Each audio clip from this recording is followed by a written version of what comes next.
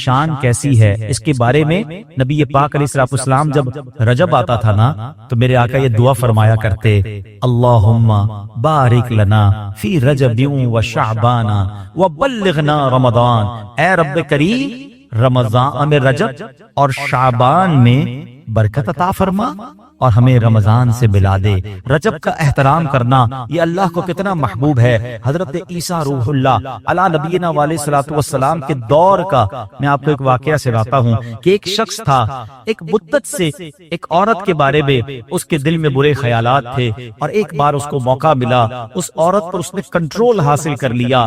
قریب تھا کہ وہ گناہ کرتا، اس نے دیکھا کہ لوگ چاند دیکھ رہے ہیں، پوچھا یہ مسلمان، وہ مسلمان بھی نہیں تھا، غیر مسلم تھا، تو اس نے کہا یہ لوگ کس چیز کا چاند دیکھ رہے ہیں، کس مہینے کا چاند دیکھ رہے ہیں؟ تو کہا مسلمان جو ہیں رجب کے مہینے کا چاند دیکھ رہے ہیں۔ اللہ اکبر! جب اس نے سنا کہ رجب آ گیا ہے وہ اس عورت سے دور ہو گیا، گناہ سے باز رہا۔ اللہ کریم نے حضرت عیسیٰ علیہ السلام پر وحی بھیجی کہ اے عیسیٰ اس شخص کے پاس جاؤ، اس سے ملاقات کرو۔ جب آپ اس کے پاس گئے، اپنی تشریف آوری کا سبب بیان کیا۔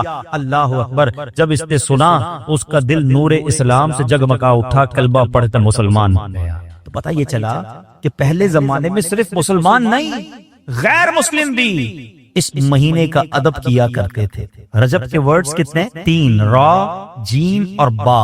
سبحان اللہ!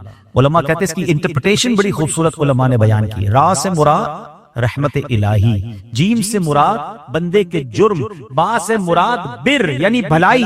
گویا اللہ کی رحمت یہ اعلان کر رہی ہے کہ میری رحمت اور میری بھلائی کے درمیان میرے بندوں کے جرموں کو کر دو تاکہ میری رحمت اس کی بخشش فرما۔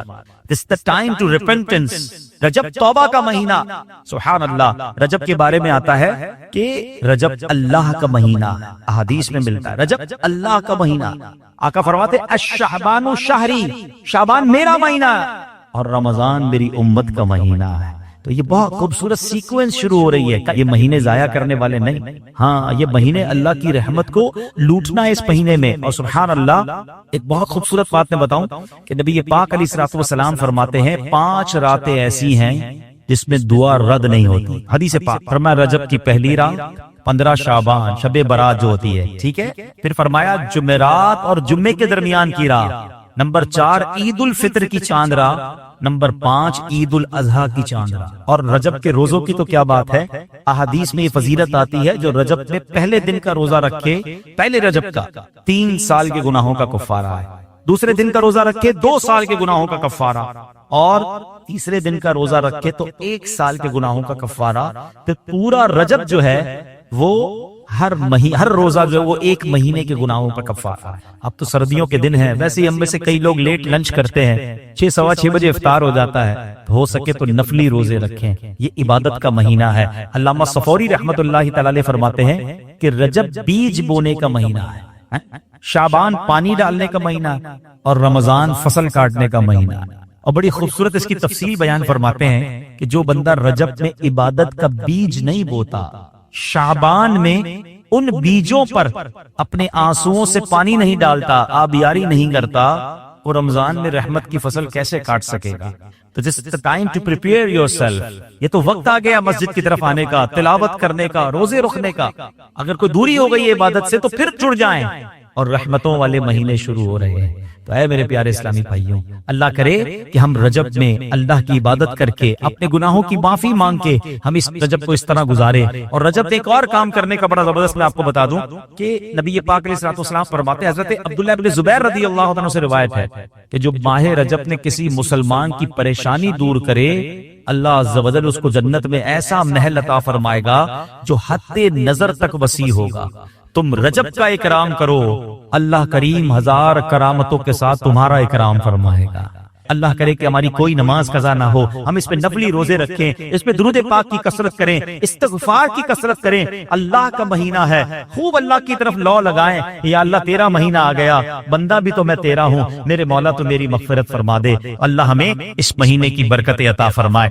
درود پاک پڑھنے کے بے شمار فضائل و برکات ہیں۔ بڑی مشہور حدیث ہے، اللہ کے نبی علیہ الصلوۃ والسلام فرماتے ہیں کہ جو جمعہ کے دن 200 بار درود پاک پڑھے، اللہ اس کے 200 برس کے گناہ معاف فرما دیتا ہے۔ تو یہ ہمیں غور کرنا ہے، اور ہمیں جمعے کے دن کثرت سے درود پاک پڑھنا ہے۔ آئیے مل کر محبت کے ساتھ باواز بلند درود پاک پڑھ لیں۔ صلو علی الحبیب صلی اللہ تعالی علی محمد صلی اللہ علیہ وسلم۔ قرآن پاک کی وہ آیتیں جس میں رب کریم نے مومنوں سے براہ راست بات کی ہے، مسلمانوں سے براہ راست بات کی ہے، اور فرمایا یا ایھا الذین آمنوا، اے ایمان والو۔ وہ ہم نے انشاءاللہ سیریز کو لے کے چلنا ہے، اور ہم نے اس بیان کا یا اس ٹاپک کا نام رکھا ہے قرآن کی باتیں۔ تو پہلی آیت ہم کور کر چکے تھے جس میں نبی پاک علیہ الصلوۃ والسلام کی شان بڑے شاندار انداز میں سورہ بقرہ کی وہ آیت تھی جس میں ہمیں یہ بتایا گیا تھا کہ اے ایمان والو، پیارے آقا سے بات کیسے کرنی ہے، ان کو راعینا نہیں کہنا، ان کو انظرنا کہنا ہے۔ آج جو ہم نے آیت پڑھنی ہے قرآن پاک کی، جس آیت کو سمجھنا ہے، یہ بھی قرآن پاک کی سورہ بقرہ کی آیت ہے، پارہ نمبر 2 ہے اور آیت نمبر 153 ہے۔ بیوٹیفل آیت and so many good lessons from that آیت۔ اب وہ آیت کون سی ہے؟ بسم اللہ الرحمن الرحیم۔ یا ایھا الذین آمنوا استعینوا بالصبر والصلاۃ ان اللہ مع الصابرین۔ ترجمہ اس کا کیا ہے؟ اے ایمان والو، صبر اور نماز سے مدد مانگو، بے شک اللہ صابروں کے ساتھ ہے۔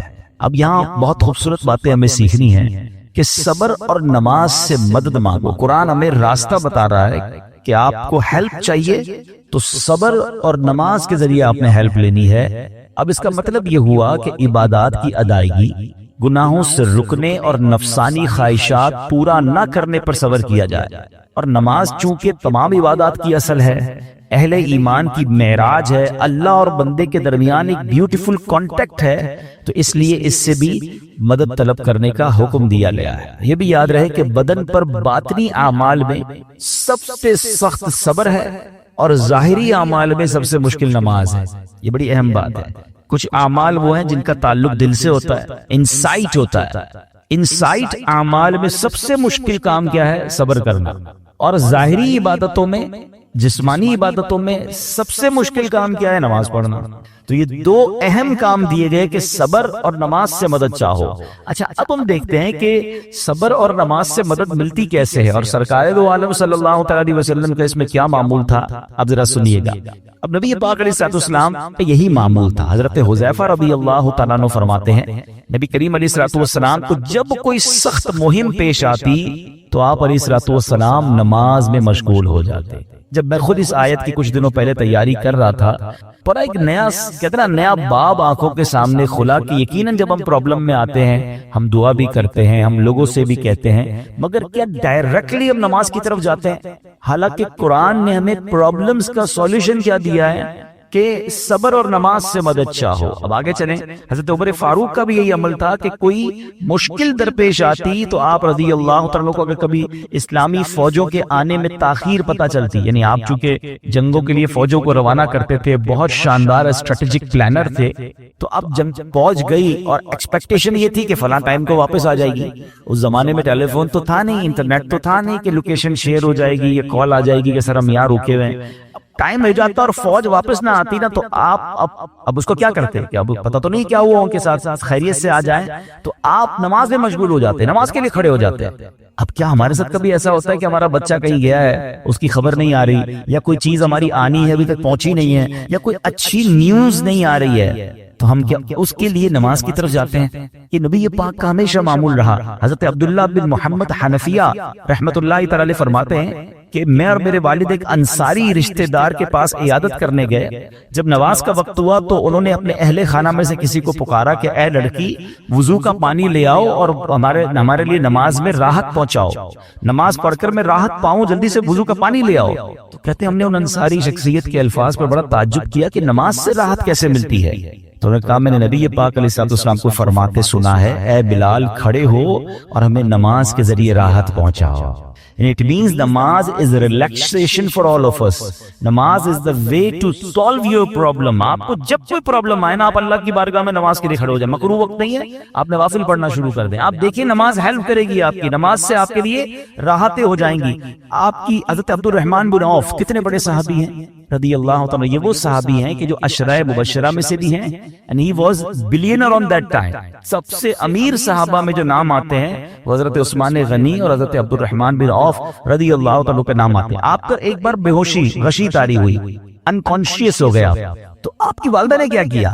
आपकी वालदा, लोग समझे कि आपकी जान निकल गई है, आपकी वालदा मस्जिद की तरफ चल पड़ी ताकि वहां जाके नमाज पढ़ें और उससे मदद हासिल करें। जब हज़रत अब्दुल रहमान बिन औफ को होश आया ना, तो लोगों ने कहा कि आपकी तबीयत कैसी है? तो आपने कहा क्या मुझ पर गशी तारी हो गई थी? तो कहा जी, तो कहते हैं बेशक मेरी बेहोशी में मेरे पास दो फरिश्ते आए और कहने लगे तुम चलते नहीं कि हम तुम्हें खुदा की बारगाह में ले जाएं और तुम्हारे बारे में फैसले लिए जाएं। दूसरे फरिश्ते ने कहा इन्हें लौटा दो, ये उन अफराद में से है जिनके लिए इनकी माओं के पेट में ही सादतमंदी लिख दी गई थी, और अनकरीब अल्लाह ताला इनके जरिए इनकी औलाद को जब तक चाहेगा नफा देगा। उसके बाद आप रदी अल्लाह तआला एक महीना मजीद जिंदा रहे, उसके बाद इंतकाल हुआ। तो पता चला कि आपकी वालदा ने नमाज पढ़ी, अल्लाह से मदद मांगी और आपको अल्लाह ने एक नई जिंदगी अता फरमाई। तो आप अपनी जिंदगी में इस प्रैक्टिस को आज इस आयत से देखिए, हमने करना क्या है? हम जब बयान में आए तो सिर्फ बयान नहीं सुनना है, हमने अल्लाह ने मुझे कहा क्या है, हम इस टॉपिक को लेके इसीलिए चल रहे हैं ना कि मेरे रब ने डायरेक्टली मुझसे क्या बात की है। तो आज इस आयत में ये लेसन मिल रहा है कि जब किसी प्रॉब्लम में है, कैलेमिटी में है, तो अल्लाह की तरफ जाना है और नमाज से मदद चाहनी है। वस्तईनु बिस्सब्रि वस्सलाह। अच्छा, अब आप देखें प्यारे आका की नमाज की कैसी आदत थी। बादल गरजते थे, आंधी चलती थी, है किसी बुरी खबर की इत्तला आ रही होती थी, नबी पाक नमाज की तरफ चले जाते। अच्छा, आप मुझे बताएं नमाज इस्तिस्का क्या है? बारिश नहीं हो रही है, प्यारे आका नमाज पढ़ा रहे हैं। सूरज गहन हो रहा है, नबी पाक नमाज पढ़ा रहे हैं। चांद गहन हो रहा है, प्यारे आका नमाज की तरफ। यानी किस कदर अल्लाह की तरफ रुजू है। And whenever anything bad happen या गोइंग टू बैड हैपन, होने वाली लग रही है, कुछ बड़ा होने वाला है, हमें भी तो खबरें आ रही होती है ना कि भाई कल बहुत शदीद बारिश होगी, ना करे कोई और बुरी खबर एक्सपेक्टेशन है, आपको कारोबार में कोई ऐसी खबर आने का डर है, या आपकी कोई शिपमेंट जारी है, व्हाटएवर आप चाहते हैं हर चीज बेहतर हो जाए। कुरान ने फॉर्मूला दिया ना, वस्तईनु बिस्सब्रि वस्सलाह। अल्लाह ने डायरेक्टली मुझे और आपको कहा है। तो from now onwards make your practice कि मैंने इंशाअल्लाह नमाज से मदद लेनी, और आप अपनी आंखों से देखेंगे और आप अल्लाह से अर्ज भी करें कि अल्लाह तूने कुरान में कहा मदद ले, मैंने खड़ा हो गया नमाज के लिए, तो नमाज से आपने मदद लेनी है। अच्छा, अब उसके बाद आयत का जो सेकंड पार्ट है कि सब्र से भी मदद लेनी है, और आगे क्या फरमाया, इन्नल्लाह मअस साबिरीन, अल्लाह साबिरों के साथ है। सुभान अल्लाह। इसका मतलब ये हुआ कि अल्लाह ताला अपने इल्म कुदरत के साथ वैसे तो हर किसी के साथ है, लेकिन यहाँ सब्र करने वालों का खास जिक्र इसलिए हुआ ताकि इन्हें मालूम हो जाए कि अल्लाह ताला इनकी मुश्किलात को दूर फरमा देगा। मगर करना क्या है? सब्र करना है। अच्छा, अब सब्र के बारे में दो बातें बड़ी अहम हैं कि सब्र नॉर्मली हम जब भी सब्र के बारे में सुनते हैं तो सब्र हम कहते हैं यार तकलीफ आई है सब्र करो, यकीनन ये भी सब्र है, मगर सब्र की एक और किस्म भी है जो उससे भी सुपीरियर है, जो उससे भी अफजल है, और वो क्या है? गुनाह के लिए दिल चाहे, हराम के लिए दिल चाहे, नफसानी ख्वाहिशात बुरा काम करवाना चाह रही हैं और बंदा उस पर सब्र करे। ये सब्र जो है ना, ये शरीयत को और महमूद है और बड़ा अफजल है कि इंसान को जी चाहे कि फला गुनाह करना है मगर वो उस पर सब्र करे। और दूसरा सब्र वही है जो हम जानते हैं कि कोई मुसीबत आ जाए, कोई आफत आ जाए, कोई हमारा अल्लाह ना करे किसी से लड़ाई हो जाए, हमारे हमें कोई बुरा भला कहे, हम उसे माफ कर दें, सब्र करेंगे। जिस्मानी तकलीफ है, कारोबार में प्रॉब्लम है, हम अल्लाह की रजा पर राजी रहें। तो ये दो किस्म के सब्र हैं। और जब कोई बंदा सब्र करता है ना, तो कुरान और हदीस और बुजुर्गाने दीन के अकवाल से मैं अब उसको इसके 10 फायदे बताना चाहता हूँ। मैं कहता जाऊंगा, आप अल्लाह के जिक्र की नियत से सुभान अल्लाह भी कहते रहें, जन्नत में दरख्त भी लगाते रहें। ठीक है? अल्लाह ताला सब्र करने वालों के साथ, सब्र करने वाले को उसके अमल से अच्छा अजर मिलेगा, सब्र करने वाले को बेहिसाब अजर मिलेगा, सब्र करने वालों की जजा देखकर कयामत के लोग हसरत करेंगे,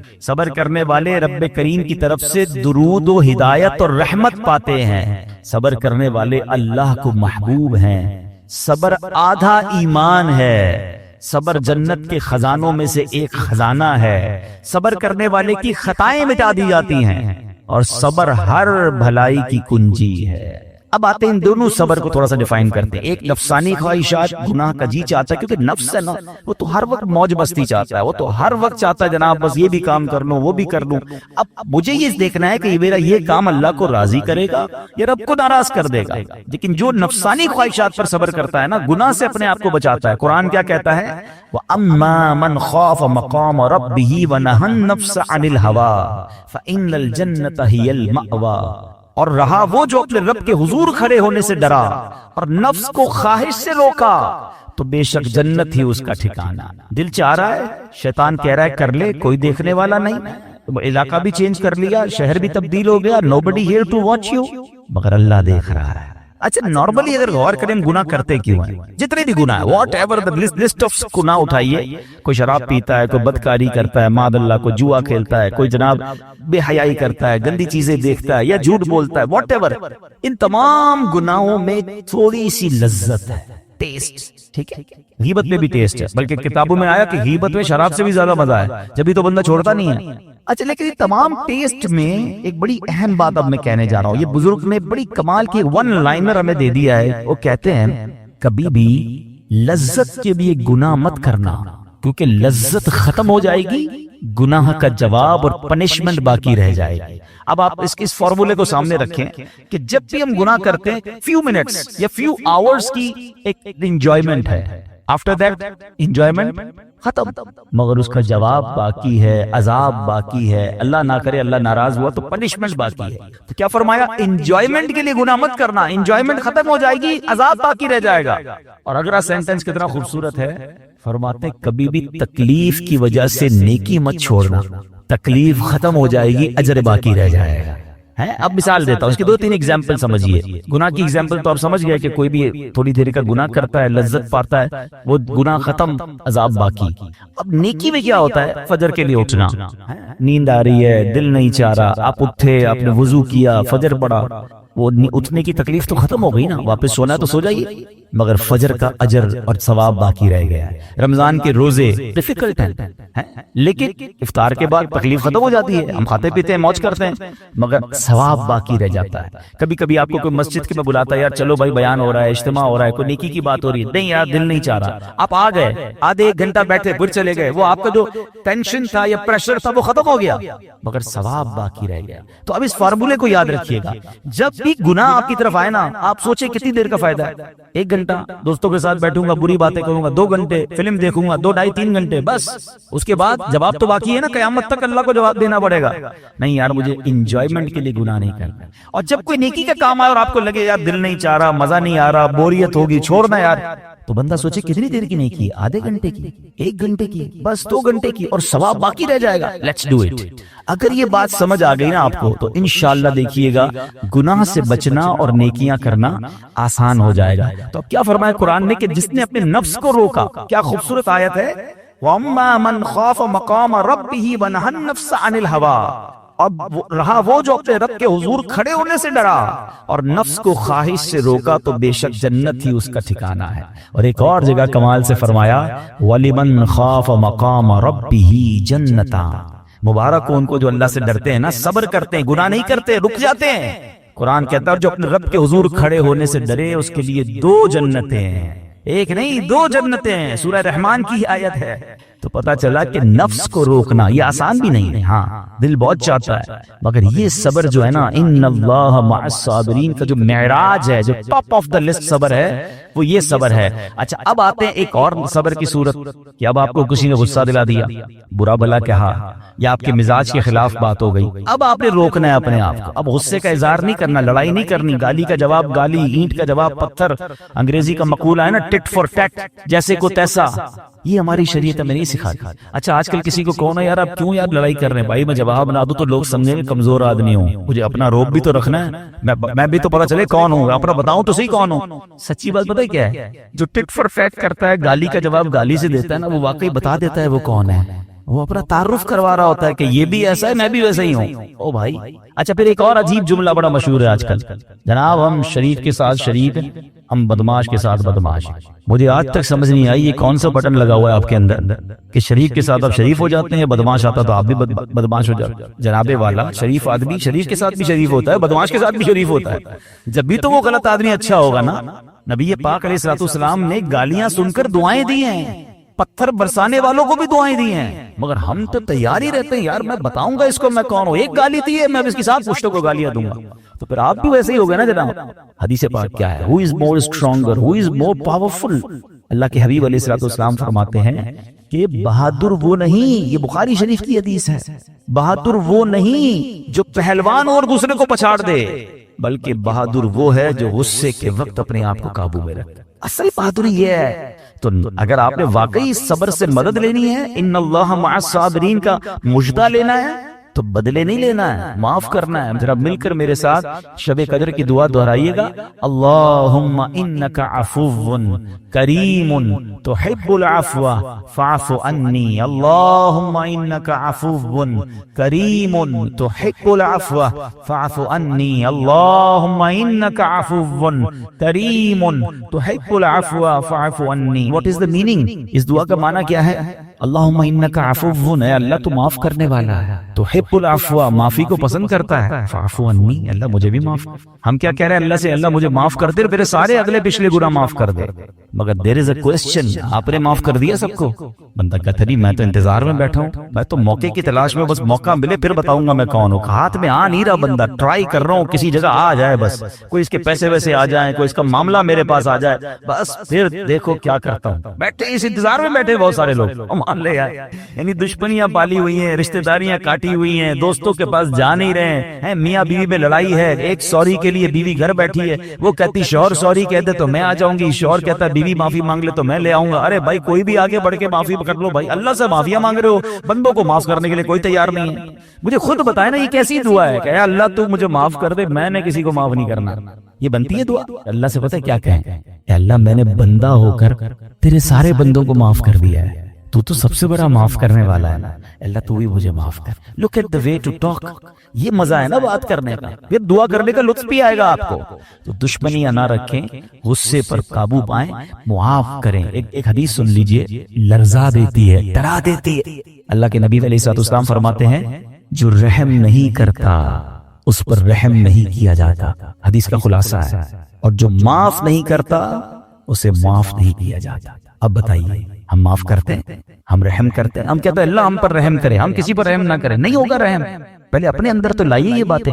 اب ایک آیت سنیے گا اس کے تحت ایک واقعہ, اور پھر میں بیان کو کنکلوڈ کرتا ہوں. اللہ کریم ارشاد فرماتا ہے الذین ينفقون فی السراء والضراء والکاظمین الغیظ والعافین عن الناس واللہ یحب المحسنین. قرآن میں رب فرماتا ہے جو خوشحالی اور تنگ دستی میں اللہ کی راہ میں خرچ کرتے ہیں. یہ بڑی خوبصورت بات ہے, یہ غریب اسلامی بھائیوں کے لیے بھی مدنی پھول ہے.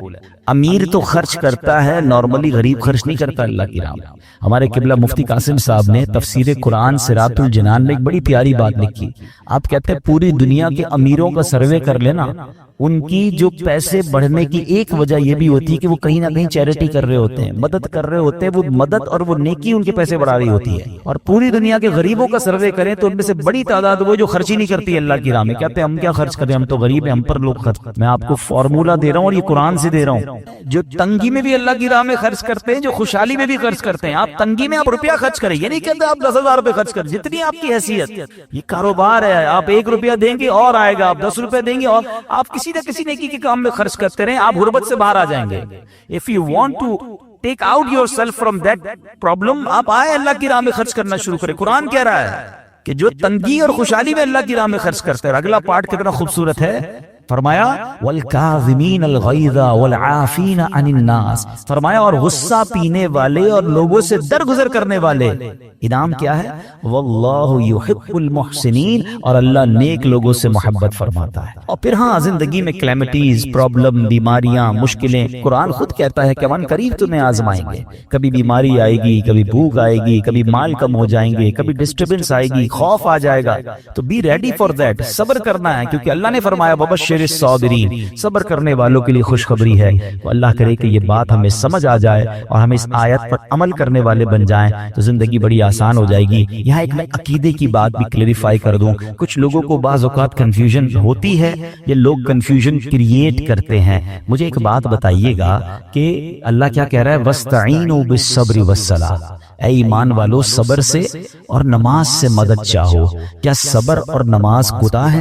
بتائیے، نہیں ہے نا؟ اللہ تو نہیں ہے، ہم صبر اور نماز کی عبادت تو نہیں کرتے۔ تو جو قرآن کہہ رہا ہے کہ صبر اور نماز سے مدد مانگو، تو غیر اللہ سے مدد مانگنے کا درس تو ہمیں قرآن دے رہا ہے۔ تو اس کا مطلب یہ ہوا کہ اللہ کے سوا کسی چیز سے یا کسی شخصیت سے مدد لینے کا مقصد یہ نہیں ہوتا کہ ہم اس کی عبادت کر رہے ہیں۔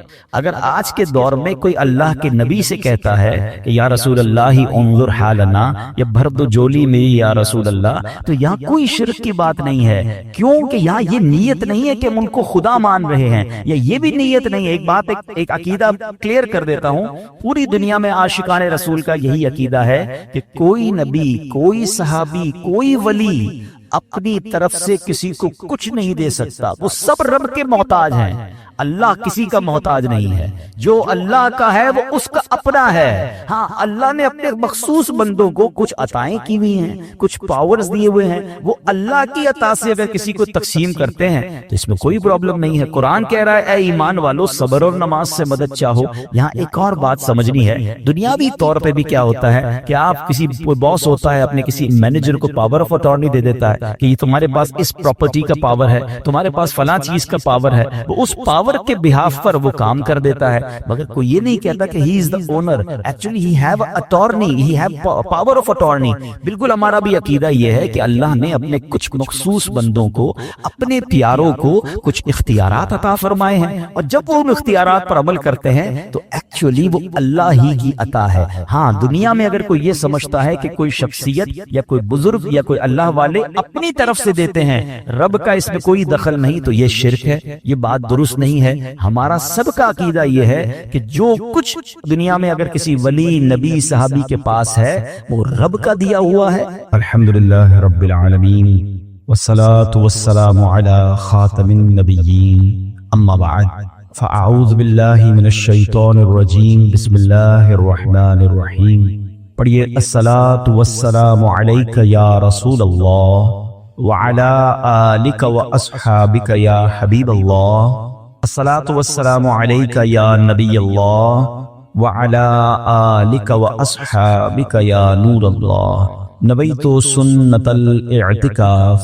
پیارے پیارے اسلامی بھائیوں اور سوشل میڈیا کے ناظرین، جب بھی مسجد میں داخل ہوا کریں اعتکاف کی نیت ضرور کر لیا کریں۔ اس کا فائدہ یہ ہوتا ہے کہ دیگر عبادتوں کے ساتھ ساتھ ہمیں اعتکاف کا ثواب بھی ملتا رہے گا۔ درود پاک پڑھنے کے بے شمار فضائل و برکات ہیں۔ اللہ پاک کے آخری نبی صلی اللہ تعالی علیہ وآلہ وسلم کا فرمان ہے، جو مجھ پر ایک دن میں 50 بار درود پاک پڑھے، قیامت کے دن میں اس سے مصافحہ کروں گا، یعنی میں اس سے ہاتھ ملاؤں گا۔ اب ذرا آپ سوچئے کہ یہ کتنی بڑی سعادت ہے کہ بروز قیامت اللہ کے نبی صلی اللہ تعالی علیہ وسلم سے ہاتھ ملانے کی سعادت مل جائے۔ سبحان اللہ۔ ایک بڑا پیارا شعر بھی ہے، حشر میں دیکھی شفیع آسیاں کی بارگاہ، ہم سبھی مل کر پکارے الصلاۃ والسلام، تم گناہگاران امت کی خبر رکھتے رہے، بخشوائے جرم سارے الصلاۃ والسلام۔ تو ہمیں درود پاک کی کثرت کرنی ہے۔ اللہ مجھے بھی، آپ کو بھی کثرت سے درود پاک پڑھنے کی توفیق عطا فرمائے۔ آئیے مل کر محبت سے درود پاک پڑھیں۔ صلو علی الحبیب صلی اللہ تعالی علی محمد صلی اللہ علیہ وسلم۔ ہم قرآن پاک کی کچھ آیتوں کے بارے میں جانتے ہیں اور کوشش کرتے ہیں کہ قرآن کی باتیں کیا کریں اور قرآن کا درس ہم سمجھا کریں۔ آج قرآن پاک کی کون سی آیت ہے انشاءاللہ غور سے سنتے ہیں۔